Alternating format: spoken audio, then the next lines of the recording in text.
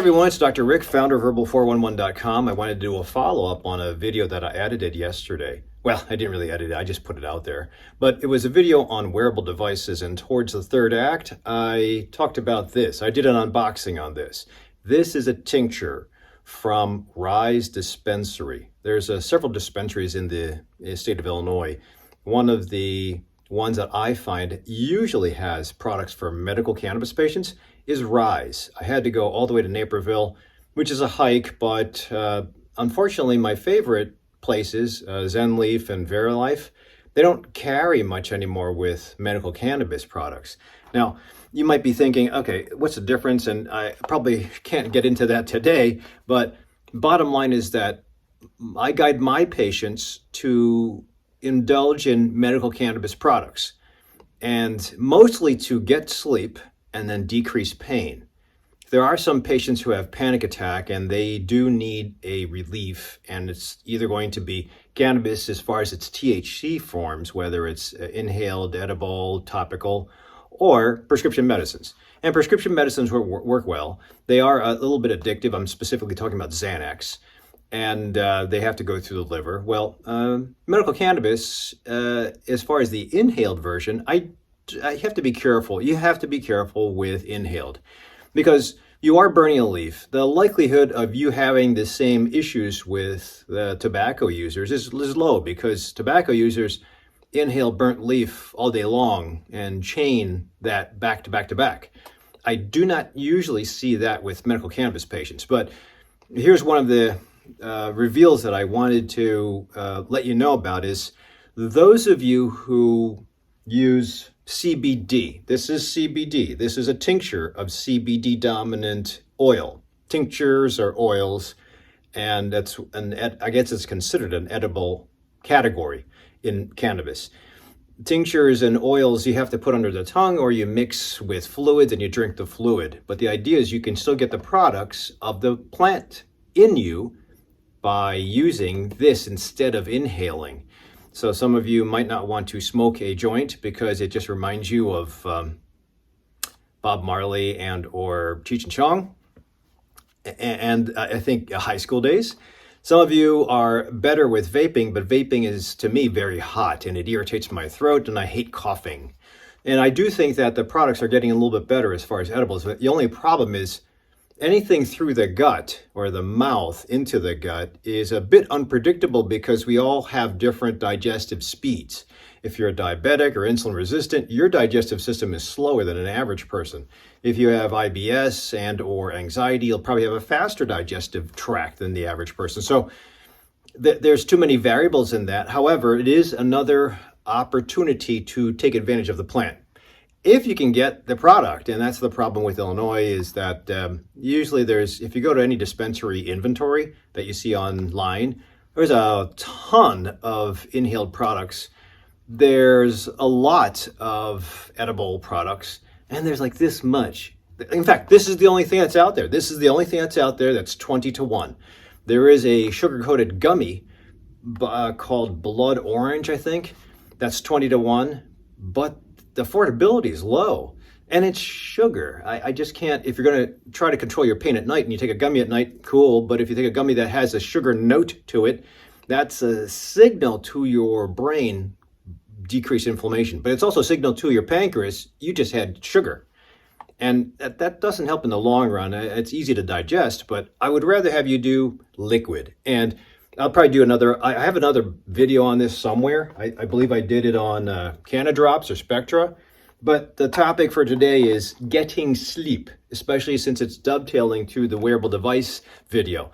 Sleep is such a easy lever to pull, whether you have cancer or autoimmune disease or anxiety or insomnia or chronic pain. This is such an easy thing to deploy. So, and you don't need a medical cannabis card. You can actually just go to a recreational place or go in as an adult user. It's called adult use, and go in without a card and just ask for stuff. You'll have to pay up to 25%. If you have a medical card, you only can get taxed 1%, and I think it's worth it if you continue to find that the products out there help you, and I think they will help you.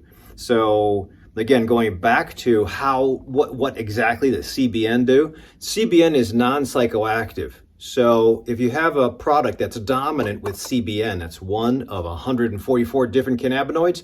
If you have a product that you're going to take for your medical ailments that I suggested you take that has a dominant amount of CBN, the likelihood is you're not going to get high with that. So sorry, but if you have anxiety, we'll talk about something else later, but the objective again is to impact your sleep.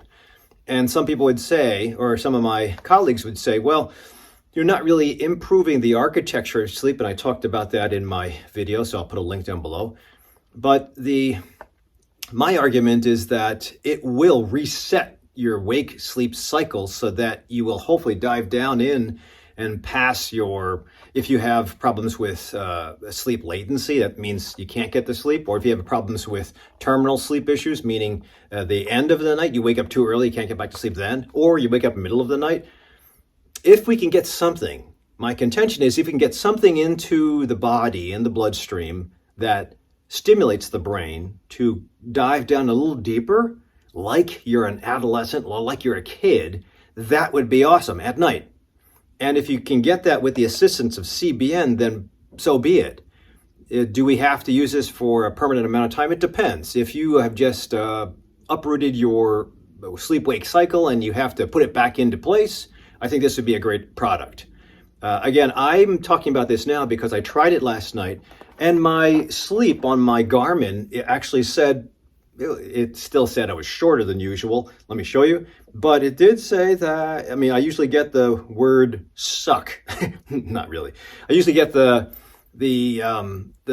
broadcast from my watch that says, you did terrible last night. Do not go exercise. And I can usually power my way through. But if you see that, it says about an hour of REM and about an hour and a half of slow wave sleep, which is good. I think that's for an 8-hour shift of sleeping, that should be good. Now, I do have other folks that have apples, and apples do give you bar graphs like that. And if you can interpret the bar graph, great. If you can't, and you're one of my patients, send it over. Take a screenshot from your phone, send it over. I'll interpret it for you. My usual suggestion, like I mentioned in the video, was take an average 5 nights, maybe 3 weeknights and then 2 weekend nights, and then send it over. That's your average. And then implement the change. So the change I'm going to do, not just last night, it was good, but that could have been placebo, that could have been a couple other variables. I'm going to do this for about 5 nights straight and then get the measurement on my wearable device. I've done it for other things like snooze berries, or this is actually snoozier berries. There's snooze berries, and then there's extra CBN snoozier berries.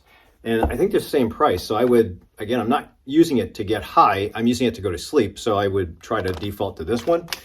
And I just found another product that I'm going to try maybe after this video and giving this enough time. This is a melt in the mouth. Now, I haven't read the ingredients, but melt in the mouth probably has less sugar than a true edible, because it's a fizzy tab that melts in your mouth. So I think that might be a way around it in case this doesn't work, but I'll do another unboxing later. And there's always other things that you have to do, but the bottom line is you have to try to move the needle. If you can't sleep and you're waking up too early, or you're waking up at the end of night, or you can't get to sleep at all, and you're a light sleeper, then I'd say you have to protect yourself. These are earbuds. I put them in all the time.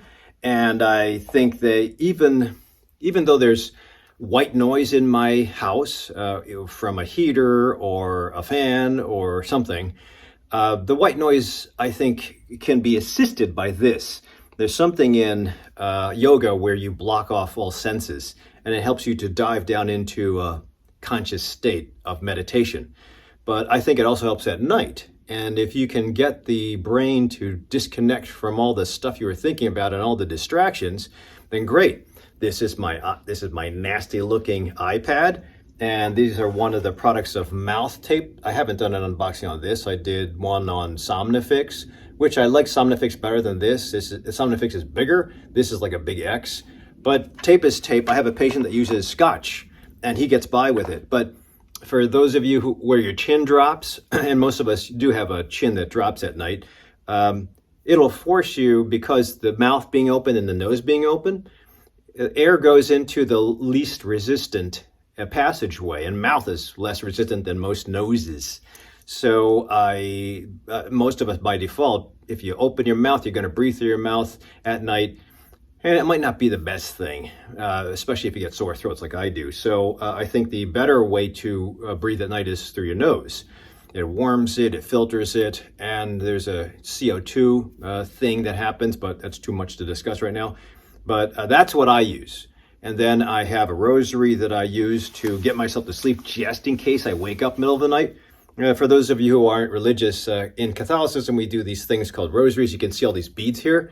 And what you have to do is, for 10 of these, called decades, it's the decade, 10 of these, you have to say a Hail Mary with each of these 10.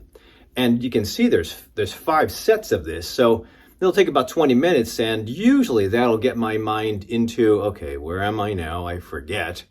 And it distracts me so I don't think about, what am I going to do tomorrow? I forgot to mail that thing out. Oh, I remember Jim, I was supposed to send him something. You know, when you're a small business owner, it's easy to go down that rabbit hole, because you might be anxious for the next day, and I do have anxiety now. But the better way to do it is, if you have a contemplative or a meditative practice, pour it on. You can do my 4-7-8 breathing that I learned from Andy Weil, one of my teachers, or you can do your own meditative practice. You can do a mantra recitation. I have a mantra that I got from Deepak Chopra at the Chopra Center. Then I can deploy that too. But bottom line, even Herb Benson out of Harvard came up with this like in the 70s. If you say a thought, if you think about a thought, a prayer, a sound, or phrase, you just repeat that over and over again, and the mind likes it. It gets into a rhythm, and as I mentioned in the video, the rhythm will just be established, and if the whole brain is going through the same rhythm, that's how you dump into sleep. Bottom line with this is, I wanted to tell you that so far so good. This is pretty decent. It's an oil, so you might have to get used to it. I use a dropper under my tongue, and that's the other benefit is, if you use anything edible, it depends, the absorption and the speed of absorption depends on the product. It also depends on how your gut is. If you're taking an acid blocker like omeprazole or Prilosec or Nexium, you're going to have a different absorption of your edible. So you might have to take care of that too. And you know, if you don't have Barrett's esophagus, get off the acid blocker, because there's a lot of crap that's associated with acid blockers, especially what I mentioned, like low B12, low magnesium, not even able to digest proteins because you can't cleave the nitrogen off there because you don't have any acid in your stomach. And then you're talking about leaky gut after that, but that'll be another video. Other things, if you don't like medical cannabis, suit up anyway with all this stuff to block all stimuli. And then there's L-theanine. I've done a video on this. This is great, 200 milligrams at night. It's better and less addictive than melatonin. And yeah, you can get down-regulated if you take too much melatonin. Valerian is awesome too, but this smells. The root is, one of my patients said it smelled like ass. So there's other options, including MagMind, which I love, but I don't have with me here. And then this is the melatonin spray that I sometimes relied on before because it's bedside. So that is one of the cool things about this thing. And then this thing, in case you do wake up middle of the night without even getting up out of bed, if I'm lying down, all I have to do is reach over to my bedside table. I used to be able to just grab this and squirt this into my mouth, and there's a dose. I didn't have to get up. This too, I tried it, and I would do the same thing. I squirt it into my mouth, but my thinking is that this won't cause a problem in the morning.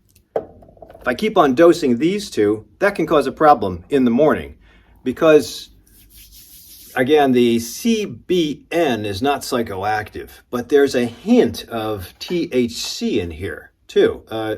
You probably can't see that. All these microscopic labels in the dispensaries in Illinois are supposed to break down the percentages of the product, the most active ingredients. It should say CBN, CBD. I don't have my microscope, so I can't read this thing. What I used to do before when I wasn't sure about how products would affect me, I used to rip these labels off, put them in my journal, and I'd put down the date, because product quality changes depending on the season. And I put down the effect, I put down the price, and I look through my journal because I always forget what I have so much stuff that I've done unboxings on, and it's getting moldy. So anyway, that's how I would say might be worth it. Stay focused or stay tuned in.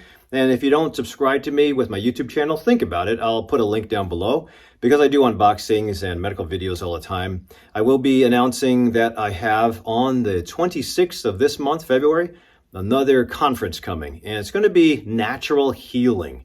I'm going to end it with a hike at night, which is pretty cool if it's not too cold outside. But there's a lot of things that you can take advantage of. Natural healing is acupuncture. Natural healing is nature therapy. Natural healing is mindful practice. Natural healing is using food as your medicine. Hippocrates stated that when man just started walking, it's probably off with the chronology, but it's an old saying that's been around for a long time, and it's usually the basis of doctors taking the Hippocratic Oath. But I think we've strayed way away from that. However, it has to be done with some scrutiny, and you have to have a coach that knows how to dig through the data to tell you, is this worth it or is this not worth it? And that's what I'm for. So if you don't have a doctor, think about joining my practice. It can be virtual. I have people from all over the world. I have people from in Illinois and outside of Illinois. And if you do have a doctor, but you're stuck somewhere, or you're getting heavier and heavier and heavier and more tired, and you're not getting any answers, I can give you a consult. So think about joining my group, because we are a community that's trying to get healthier and pass it on to the next generation. So thanks for watching until this point in time. And if you want or have any questions, put them in the comment section down below. Otherwise, we'll see you at the next video.